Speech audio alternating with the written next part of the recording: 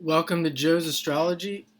This is a mini birth chart analysis reading for Kamala Harris. If you're new to my channel, check out my playlist. I have hundreds of other mini readings for many other famous people. And if you like this video, please like, share, and comment if you want to see more in depth, because I am doing this on the fly. So we see here she is a sun in Libra, moon in Aries, and a Gemini rising with the North Node in Gemini right there, almost within the minute of the rising. And we're going to see in this chart, we're going to see, and this is probably what I'm going to focus on, this is, you could say, a major emphasis on politics, on society, on working with society, being interested in society, and yeah, you could almost say this is one of the perfect charts for being a politician. So let's start with that. Of course, obviously, Sun in Libra. Sun in Libra, 27 degrees in the 5th house. So with the Sun in Libra, there's our first major emphasis on politics, society, interested in social functioning, because it is Libra and Saturn is exalted in Libra.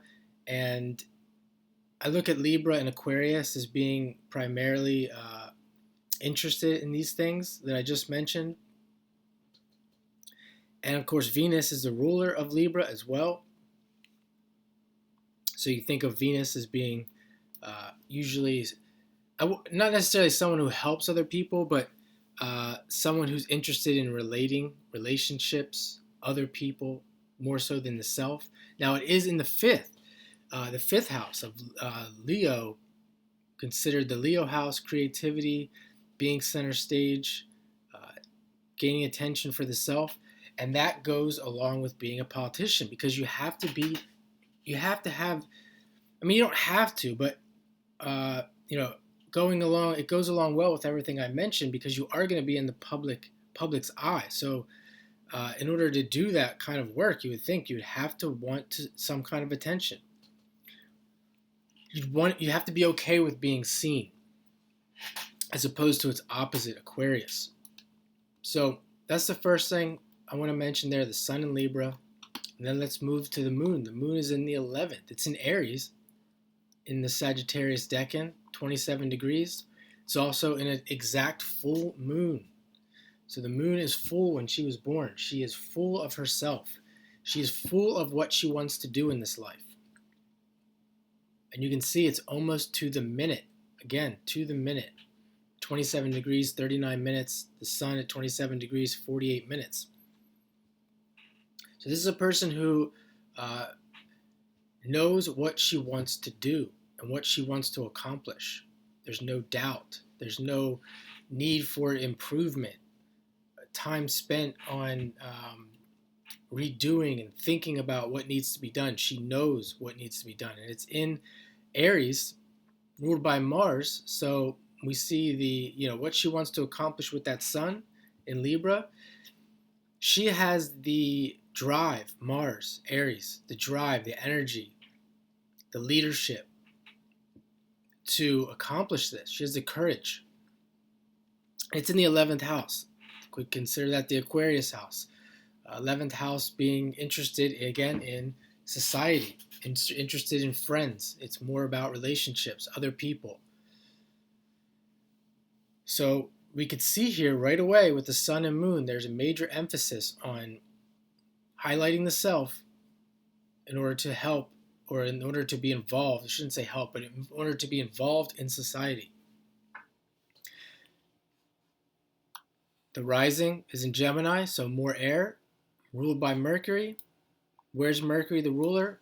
Well, it's in Scorpio, and it's in that 5th house. So the ruler of her chart is in the 5th house. Again, that Leo house. Then we come to the 3rd house. Here, what's on the 3rd house cusp?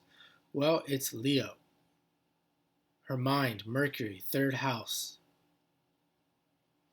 What's her mind on? This is what her mind is on. This is what she's consciously focused on. I'm going to leave out the Scorpio piece for now. She also has Mars in the third house, that house of mind, and it's in Aries. It's in the Aries decan. It's also making a trine back to that moon. So you can see that what's on her mind, the drive to be center stage, the drive to be popular. Again, in the third house, trining that moon in the 11th. For what reason? To be in the political sphere, to be in society, in society's business. Mercury, Scorpio, other people's business.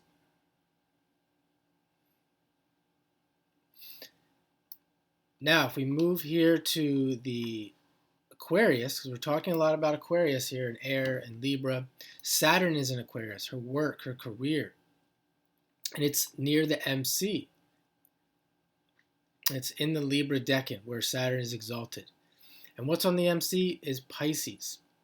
Pisces, the 12th house, is often known as being associated with people who are working with the public, who are politicians, and that is what's on her MC, and it's conjunct that Saturn in Aquarius.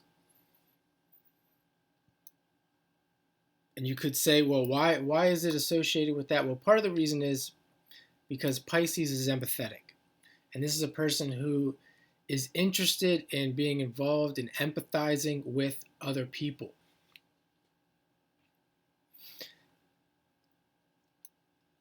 We can also kind of jump here to Neptune, the 6th house. What's on the 6th house cusp? The house of work? Well, it's Neptune, and it's in the Pisces decan. So right there in the house, her house cusp that is in the Pisces decan, she has Neptune, the planet that rules Pisces. This is her work. Her work is to empathize with the public, to be a politician. We can come back here to the 12th house. She has Jupiter, the planet of beliefs, teaching. What does she believe in? Where does she want to be teaching? In the 12th house, the political sphere, the house, an area that is involved in the public. And the Jupiter is there in Taurus, so there's going to be money involved. But it's not only that, it's in the Capricorn decan. And Capricorn wants to be the top, the leader. And being the president of the United States, the vice president, climbing the ladder to the top, she has climbed the political ladder to be now, at the very least, a presidential nominee, and has been a vice president. So she's been at the top. Jupiter in the 12th, in the Capricorn decan of Taurus. Of course, there's money. You could say that there's money involved. You could say that she's only about money, but of course there's money involved. There has to be money involved. There's no other way to be in that position.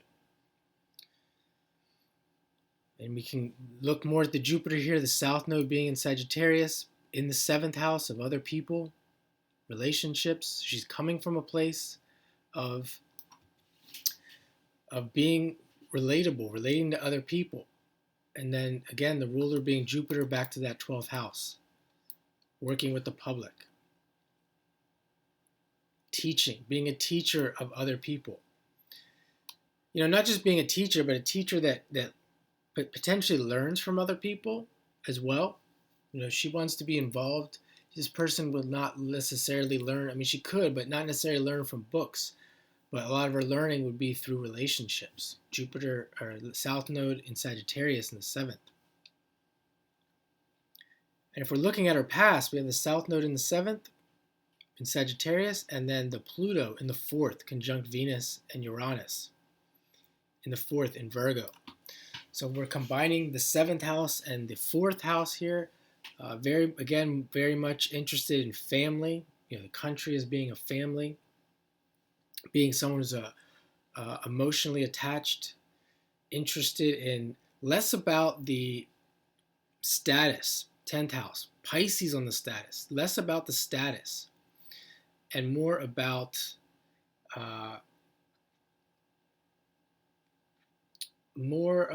the feelings, the emotions, of the public. You see Uranus there, more about the emotions and the feelings of society. Uranus. Venus is there as well. Venus, the planet of care. And you could say here with Virgo, not to say this is the case, but a lot of people that are like this, there's a tremendous guilt, Virgo, tremendous guilt backing their need to help or be involved in society. They feel if they didn't do it, they would feel guilty. I'm not saying this is 100% the case with her, but you often see it with people. This is kind of what drives them, or it can be what drives them. They don't have that attitude of they would never have the attitude of letting things go, letting the universe take care of things. They would feel guilty for not participating, for not helping. And that is a common theme with Pisces, with a lot of Pisces, 12th house, 6th house, and Virgo.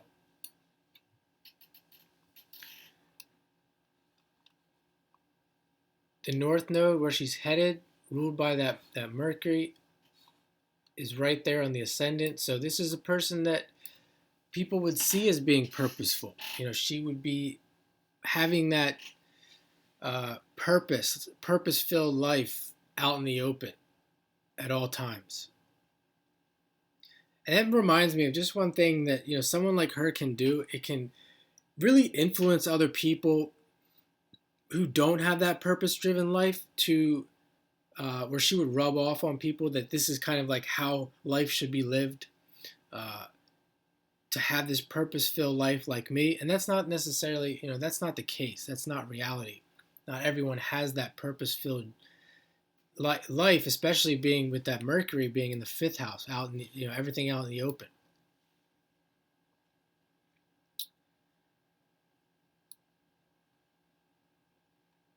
So we can see there's much more to this chart. We see the new phase between Mars and Venus there.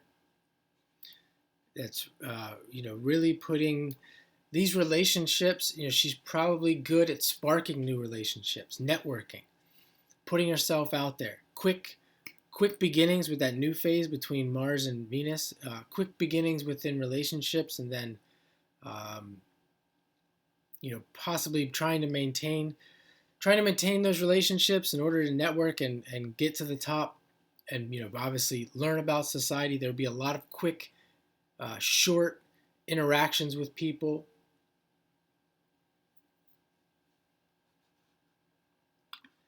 We can look at the aspects as well, which I'm gonna leave out. There's much more that can be said here.